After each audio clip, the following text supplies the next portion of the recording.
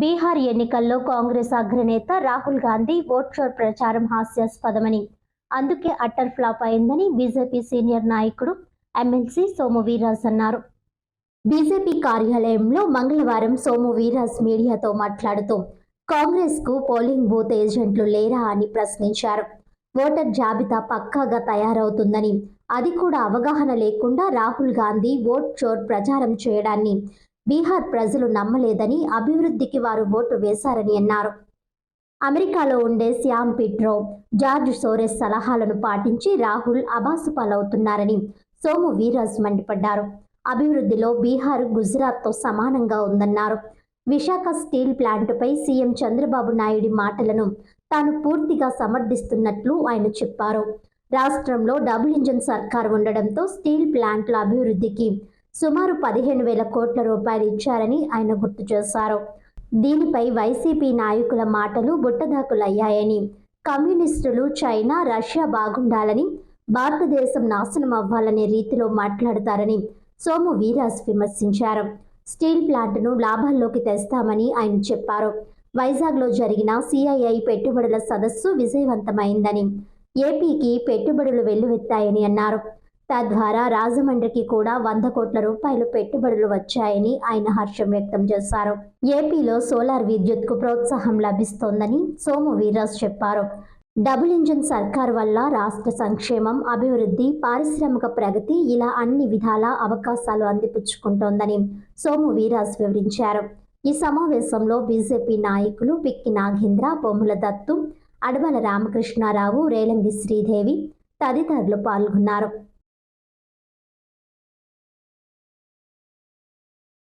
Officer ఉంటాడు, BLO.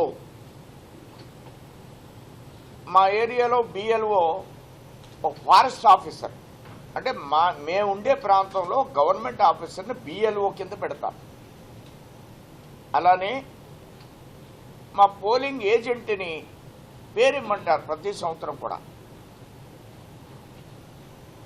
Polling booth level officer,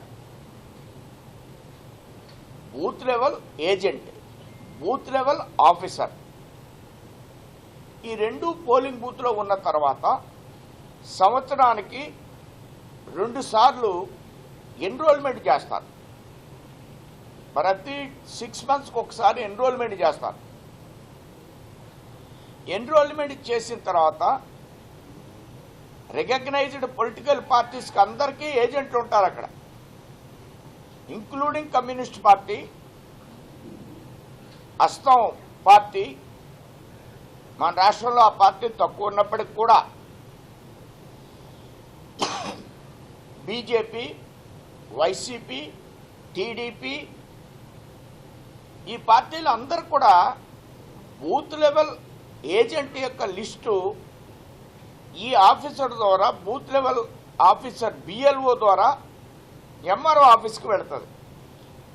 ప్రతి 6 నెలలకి ఎన్రోల్ అయిన సందర్భంగా వాళ్ళు ఒక లిస్టు కడతారు. పాత లిస్టుకి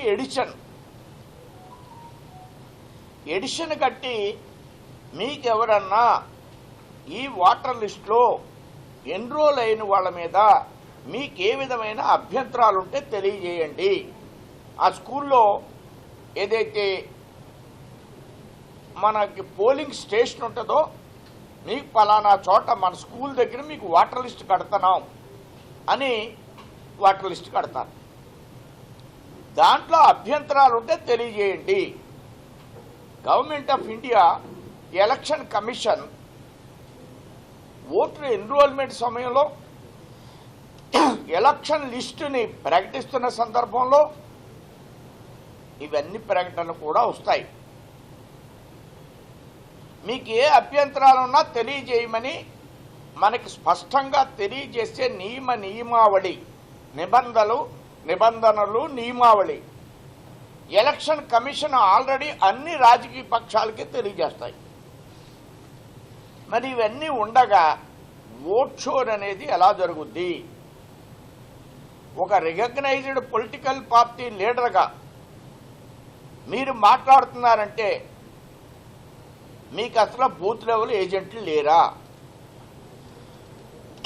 మీది ఆల్ ఇండియా పార్టీ కాదా? మీరు దేశాన్ని 50 సంవత్సరాలు పరిపాలించి నీకు బూత్ లెవెల్ బూత్ ఏజెంట్ ఉంటాడనే విషయం నువ్వు మర్చిపోయావా?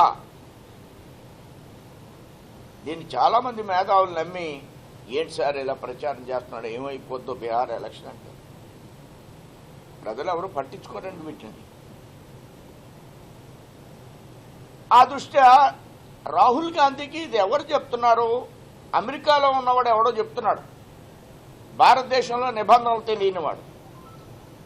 అమెరికాలో ఎవరో ఒక ఆయన మన మీద ఆరోపణలు చేస్తూ ఉంటాడు, ఎన్నికల ముందు, పార్లమెంటు ముందు. లేకపోతే ఇంకో ఆయన ఉన్నాడు, జార్జ్ సోరెస్. ఆయన చెప్తూ ఉంటాడు, ఆయనకి మన సిస్టమ్ తెలియదు కాబట్టి ఈయన అసలు మన ఇండియాలో ఉండేవాడు కాదు. అవును, ఆయనకి తెలుసు. మరి ఈయనకి ఆయన యొక్క ఆల్ ఇండియా పార్టీలో పరిపాలించిన పార్టీ అధ్యక్షుడు అయ్యిండి కూడా, వాళ్ళ అమ్మగారు అధ్యక్షురాలు అయ్యిండి కూడా ఓట్ చోరీ ఎలా జరుగుద్ది అనేది మినిమం అవగాహన లేకుండా మాట్లాడటం. దాన్ని ప్రజలు నమ్ముతారనుకుంటే 6 సీట్లు వచ్చినాయి. ఇలాంటి ఆరోపణలు చేస్తూ ఇవాళ బీహార్కి సంబంధించి దాని యొక్క అభివృద్ధి చూచి ఆల్మోస్ట్ గుజరాత్కి ఈక్వల్గా ఉంది. ఫండమెంటల్గా డెవలప్మెంట్ చూచి గుజరాత్కి ఈక్వల్గా ఉంది. ఇప్పుడు ఆయన ముఖ్యమంత్రి 10వ ప్రమాణ స్వీకారం చేయడం. ఆయన నేను చిన్నప్పుడు ఇక్కడ చూసా, రాజమండ్రి వచ్చాడు. చిన్నప్పుడు అంటే 2004 ముందు. ఆయన రైల్వే మినిస్టరు ఎన్డీఏ గవర్నమెంట్లో, వాజ్పేయి గారి గవర్నమెంట్లో. అప్పుడు బాలయ్య గారు మనకు స్పీకరు. ఆయన ఇంజనీరు, ఆ ముఖ్యమంత్రి, నాన్ కరప్ట్ ఆయన. అలాంటి వ్యక్తి రాష్ట్రంలో నేను ఎందుకు చెప్తున్నానంటే ఈ విషయాన్ని, ఈ రిజల్ట్ అన్నీ కూడా డెవలప్మెంట్ ఆధారంగా వచ్చిన రిజల్ట్స్ తప్ప ఎక్కడ ఏ పోలింగ్ బూత్లో 2 ఫేజుల్లో ఎలక్షన్ జరిగితే ఒక్క కంప్లైంట్ రాలేదు. నా పోలింగ్ బూత్లో ఎలక్షన్ తప్పు జరిగింది, నన్ను ఓటర్లు మా లిస్టులో మేము లేకుండా ఓటు వేయలేకపోయాం అనే విషయం ఎక్కడా కూడా మీకు మొత్తం 2 ఫేజుల్లో కూడా ఒక్క కంప్లైంట్ కూడా రాలేదు. మరి ఇలాంటి సందర్భంలో వీళ్ళు పార్టీ నియమ నిబంధనలు, ఎలక్షన్ కమిషన్ నియమ నిబంధనలు, నేను గొప్పగా రిజల్ట్ వచ్చిందని చెప్పడం కోసం నా ప్రెస్ మీట్ కాదు ఈవేళ. ఒక అవగాహన లేని రాజకీయ వ్యవస్థ, 50 సంవత్సరాలు పరిపాలించిన రాజకీయ పార్టీ నాయకుడు మాట్లాడినటువంటి తీరు తెన్నులు మీ దృష్టికి తీసుకురావడం కోసం నేను ఈవేళ ఈ ప్రెస్ మీట్ని ఏర్పాటు చేయమన్నాను. నేను ఒక బ్యాంకుకు సంబంధించిన డైరెక్టర్ గారు నన్ను రెగ్యులర్గా మాట్లాడుతూ ఉండేవాడు, సార్ ఏమవుతుంది సార్ ఇలా చేస్తున్నాడు అతను అని. ఏం కాదు సార్, ఈ సిస్టమ్ ఇలా ఉంటుంది, ప్రజలు ఎవరూ దీన్ని పట్టించుకోరు. ఇంత స్ట్రాంగ్ సిస్టమ్ ఉంది మనకి, మనం దాన్ని ఫాలో అవ్వకపోతే రాజకీయ పార్టీల యొక్క తప్పు, ఇంక్లూడింగ్ బీజేపీ అయినా సరే, బీజేపీ కార్యకర్త అయినా సరే దాన్ని ఫాలో అయి తీరవలసిందే. నువ్వు ఆ టైంకి అక్కడికి వెళ్ళకపోతే మంద తప్పు తప్ప, రాజకీయ పక్షాలతో తప్పు తప్ప ఎలక్షన్ కమిషన్ది తప్పు కాదు. అంత డీప్ స్టడీడ్ పొలిటికల్ సిస్టమ్ ఉండాలి రాజకీయ పక్షాల దగ్గర.